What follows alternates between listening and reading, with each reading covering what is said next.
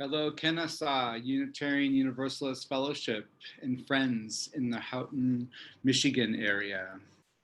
My name is Joseph Santos Lyons, and it's my honor and privilege to be with you this morning as part of your church service. Thank you also to Barry, Jack, and Amlan for all your support and encouragements. I'm speaking to you from the Philippines, where I have resettled after growing up in Oregon and becoming an ordained Unitarian Universalist minister. It's been a big transition, and in this moment with the global pandemic and with the uprising around police brutality, we see so much connection that's happening, and it's a privilege to be able to share this message with you this morning. I grew up in a place and in a family that loved institutions. I lived in the sleepy suburb of Lake Oswego with the great city of Portland to the north and the farmlands along the Tualatin and Willamette rivers to the south.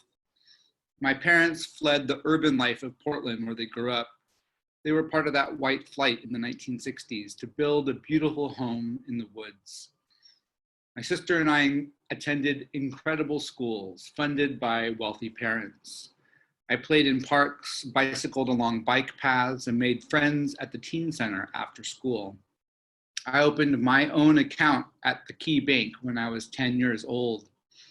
I remember feeling so satisfied with the private and public institutions that I barely thought about them. They were inevitable, inescapable, and indispensable. As a teenager, I had my first run-in with an institution. A pack of white boys at school had been harassing me, calling me names, sucker punching me in the halls, and in general, making life miserable for me. My attempts to get support from teachers and administrators fell on deaf ears. A sports coach told me to toughen up. Teachers said it was just boys being boys. I was relatively shy and not really sure how to deal with bullying. I felt let down by the school and had my first experience of losing faith in the institution. Why didn't they care? How could they be idle about bullying and harassment? A year later, when I was 16, I got my first traffic ticket for running a stop sign. Long story short, I successfully proved to the judge that I had lawfully stopped. And due to the angles of the hill and the road, the police officer had misjudged the situation. The judge found me not guilty, much to the dismay of the police officer. Over the next 2 years, I was pulled over a half dozen times for minor infractions. I never got a ticket again, but I got the message. I was undesirable, powerless in my own beautiful hometown. Part of me just laughed it off as a teenager. It gave me great stories to tell. I ended up fighting back against the pack of white boys, earning an attaboy from my sports coach. But it broke something inside me, trust. I had lost faith in institutions that I had grown up believing in and felt anger at the school and police. I also began to recognize how much power institutions have and how hard we have to struggle to ensure they truly serve us all. As the world around us is on fire, can we step back and recognize that in part, we are in an epic struggle around the fight for institutions? From our federal government to climate change, to the pandemic, to police brutality, there are uprisings of millions of people deeply dissatisfied with the institutions that represent and serve them. There are 3 lessons from my experience as a community minister that I want to share with you. The first is that institutions produce outcomes exactly as designed. Their policies and bylaws dictate the rules by which we all play and the consequences of breaking the rules. Their budgets determine what is prioritized and invested in, as well as what is neglected. It is a finely tuned engineering. You can take any social problem and draw a line to an institution. You can analyze the problem and identify specific policy and budget decisions that are driving the social problem. And each policy and budget is determined by a specific decision by specific people who hold specific values. The second lesson is something I learned early and often. The first and primary priority of an institution is to protect itself. With all the organizational, legal, financial, and programmatic structures, there is an understandable interest to endure. As human beings, we are uncomfortable with change. And so it should be no surprise that our institutions are even less willing to change. It takes an incredible amount of energy to affect institutional change, even when the vast majority believes it is needed. We have processes and procedures in place that dictate how decisions can be made and when they can be made. And sometimes they enable a minority to efficiently slow or kill efforts to change. The third and last is that institutions are critical to our ability as a civilization to thrive, and that there is an active struggle happening to win control of these institutions. They touch our lives in every way possible, shape our values, and have life and death consequences. And as we experience a generation-long decline in the quality and investment in our public schools, public health, publicly sworn police officers, an opening has been created where the far right is seriously competing for power. At the center is the contest for the hearts and minds of white working class people whose votes have been the margin of difference in key elections. We are experiencing a political moment in the wake of hundreds of deaths of Black and Brown Americans at the hands of our publicly sworn police officers. While each incident is unique, the general outcomes are stark. Our institutions of public safety are unequal at best, and at worst, deeply racist and damaging the very people they were designed to protect. I have to confess, I am an institutionalist. I love them, I build them, I minister within them. I have had a revolutionary streak as a youth, yet as an adult, I've come to focus my energies on education and reform. I have seen the devastating effects of destroying institutions without an effective replacement. From the devolution of housing and urban development that has decimated public housing options, starting with Ronald Reagan, to the waging of war in the Middle East. But I've had a sign of the Spirit. In this moment of uprising against police brutality, I believe the idea of abolishing police as we know it is a moral call, and it is not as scary as we might think. I want to dispel a pernicious myth about abolishing an institution. As a person of faith who strives to see the humanity of each and every person, I get the feeling that changing an institution can feel personal, that our heart goes out to the people in the institution, and we can get stuck in conflating losing faith in an institution with losing faith in people. I want to say that I believe we are wise creatures who have the capacity to tell the difference. We can hold the complexity of abolishing a broken and damaging system, while at the same time upholding the dignity and worth of each person therein. I say this because we see this conflation in so many ways right now. For example, people relating Confederate statues with their sacred heritage and connection to their sense of place in the South. There is an emotional reaction happening here. There is a sense of loss that in the case of the Confederate statues can be linked to the changing racial demographics of America that make us feel alone. And isolation is so scary. Experiencing institutions dramatically change, even for social justice, means some people, often those of us who have benefited or were unharmed by the institution, have to labor in new and unfamiliar ways. On a human level, these are really natural responses, and important to let ourselves name, grieve as necessary, and then prepare ourselves to move forward. I know we can do it because people, our people, have done it so many times to advance a just society. We are at a point where the injustices of the status quo are laid so bare that we cannot look away.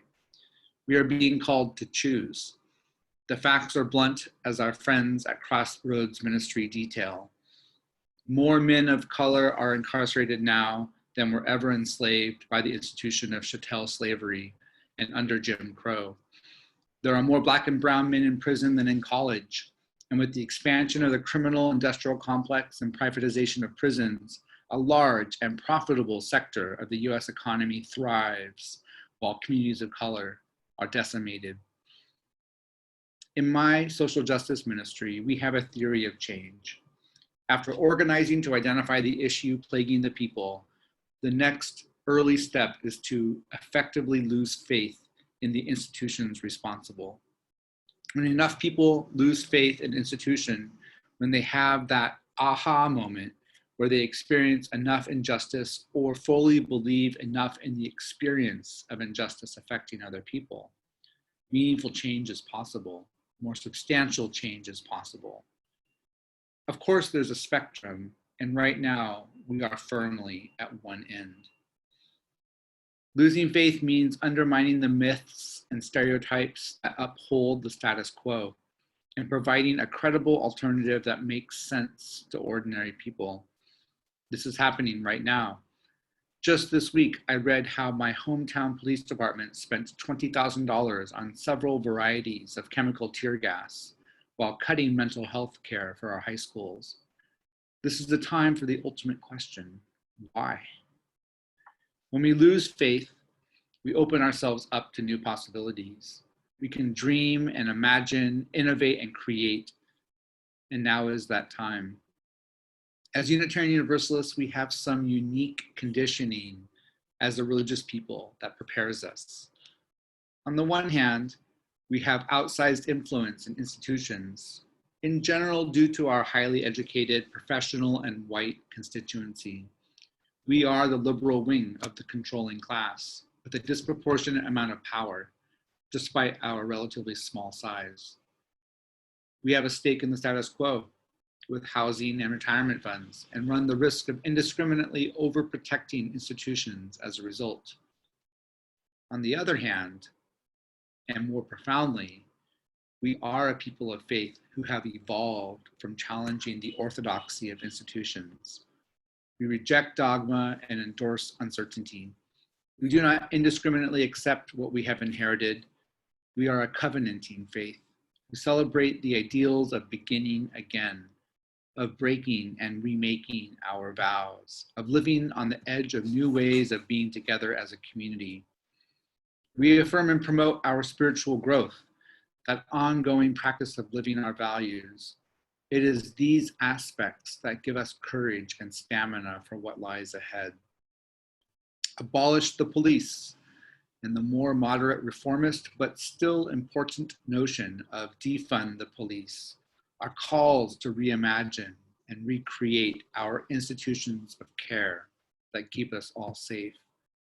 The decades of political fixes and legal cases have not been sufficient, and a deeper, broader effort is needed. Our collective action for social justice shares the center with our faith formation in defining my experience of Unitarian Universalism. I believe we strive to live out these in our own congregations, as well as the wider world. In our churches, we expect a fair and transparent process where we all have a meaningful say. We want to feel like we belong, are not singled out for discrimination, and have the ability to shape the way our community is organized. We believe that our actions speak louder or as loud as words. And when things are not going well, we believe we are entitled. We have a right to speak out without retribution or retaliation. We are in a moment where abolishing the police means rebuilding and restoring trust in our institution of safety. It is about asking big ethical and moral questions about how we are together. It is about questioning assumptions and being open to new solutions in engineering how we keep one another safe, happy, and healthy. We live in a time where a new recipe for institutional trust is emerging, fueled by the internet technology revolution. Many of us have grown up and accepted institutions that operated as opaque, closed, and top-down. Yet increasingly, we are seeing trust become more distributed, with people expecting institutions to be more transparent, inclusive, accountable, and bottom up. We are seeing this in the way consumers engage in the new sharing economy that has transformed the business landscape. We are seeing this in the movement to remake our systems of care and policing. Last week, thousands of Unitarian Universalists at General Assembly adopted an action of immediate witness entitled Amen to the Uprising. The statement was passed after rigorous debate, grounded in our theologies of bringing an end to all hells that exist, and calls for accountability, transformation, not punishment, that are most visible in our Universalist legacy. The resolution calls for specific congregational action, such as revising agreements and policies to create alternatives to policing, utilizing alternative methods of conflict management, creating options and the ability to choose not to involve armed police, developing skills and practices of restorative justice that strive to heal from harm, and publicly supporting the demilitarization of police and the ending of police rules in public schools and immigration enforcement. To help us along our way, I want to offer several practices that have kept me grounded. Gentle reminders of things that I believe we know deep inside and that we need to call forth to support us through these dynamic times. Let us remember to position ourselves to be able to listen and to be able to learn, to go beyond the headlines to the front lines. How can you experience what is happening to folks outside your circle, to understand what is happening in the lives of others? This could be as simple as signing up for a mailing list with an organization, attending a rally, or reading a longer essay or book.